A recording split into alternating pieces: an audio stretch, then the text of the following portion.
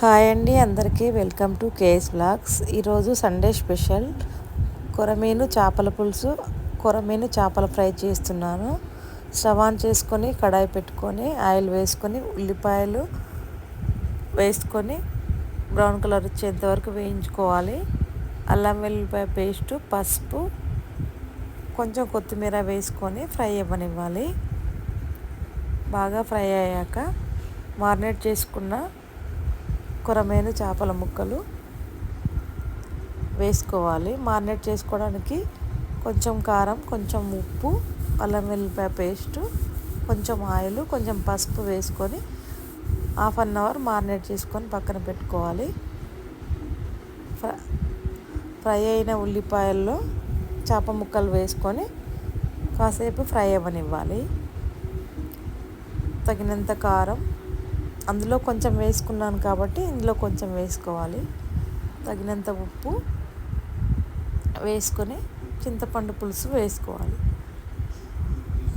First చింతపండు పులుసు వేసిన దాంట్లోనే కాసేపు మగ్గనిచ్చాక తర్వాత నీళ్ళు వేసుకుంటే ఆ పులుసులో మంచిగా మగ్గుతుంది, టేస్ట్ బాగుంటుంది. ఇవి మా ఊర్లో పట్టుకొచ్చిన చేపలండి. మేము బొమ్మ చేపలు అంటాము, వీటిని కొరమీను కూడా అంటారు. కాసేపు పులుసులో మగ్గినాక తగిన నీళ్ళు వేసుకోండి. పచ్చి ధనియాల పొడి వేసుకోవాలి. తిక్కు గ్రేవీ వస్తుందండి. చూడండి ఎలా ఉందో. మీరు కూడా చేసుకొని కామెంట్ బాక్స్లో కామెంట్ చేయండి. ఫస్ట్ టైం నా ఛానల్ చూస్తున్నట్టయితే సబ్స్క్రైబ్ చేసుకొని లైక్ చేయండి, షేర్ చేయండి, కామెంట్ చేయండి. లాస్ట్లో కొత్తిమీర వేసుకొని సర్వ్ చేసుకోవాలి.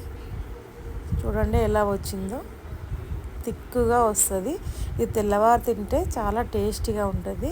ఫ్రెష్గా తీసుకొచ్చిన చేపలు కదండి, చాలా బాగుంది. ఫ్రై చేసుకోవడానికి మారినేట్ చేసుకున్న ఫిష్ ముక్కలు స్టవ్ ఆన్ చేసుకొని కడాయి పెట్టుకొని ఆయిల్ వేసుకొని మారినేట్ చేసుకున్న చేప ముక్కలు వేసుకోవాలి. మారినేట్ చేసుకోవడానికి కావలసినవి ఇంగ్రీడియంట్స్: కారము, ఉప్పు, అల్లం వెల్లిపాయ పేస్టు, పసుపు, కొంచెం ఆయిల్, నిమ్మరసం వేసుకొని కలుపుకొని 1 అవర్ పాటు పక్కన పెట్టుకోవాలి. కొన్ని వేసుకొని ఫ్రై చేసుకోవాలి. చేపల ఫ్రై కూడా రెడీ అయిందండి. చేపల పులుసు